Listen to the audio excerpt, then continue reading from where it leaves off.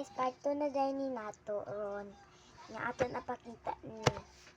Sige, so pakitawan ta mo sa ako gibasa diri. So kuan na pamatian lang ninyo, ha? The Department of Education DepEd has recently introduced the matatag curriculum recognizing that the successful study of mathematics from grade 1 to grade 10 is fundamental. So guys, nabasa niyo na ako kanina lang basahon na nako karon lang. Ano di ko basa guys, ako lang gipaso.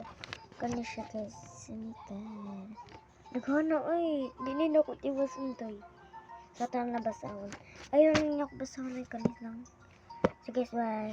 Guys, ang sira na ni namo. Saan siya? Lato pala yun eh. What do you call a quadrilateral with exactly one pair of parallel sides? A. Rectangle. B. Rhombus. C. Square. D. Trapezoid. Ambot kaso ako balo. Balikan doon ako doy. Comment lang guys unsay answer. Basta basahin ninyo. Kani ba? What do you call basta basahin na siya. Morning answer. Rectangle, rhombus. Basta guys, basahin na ninyo. Dara siya. I-post na ninyo. Isuwat na ninyo. Pag-record naman ko. Basahan ninyo guys. 100,000, 10,000, 100,000.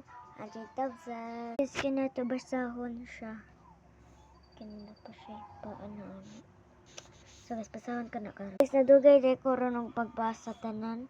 Ang gikapoy ko guys, pero ko nahunong ko na kay hapit ng time. So guys, kanila ano yung mano lang tanan. So mano siya. So guys, kung kasi nga mag-comment kasi good for dire, makuingon ninyo. Comment lang mo ana ha.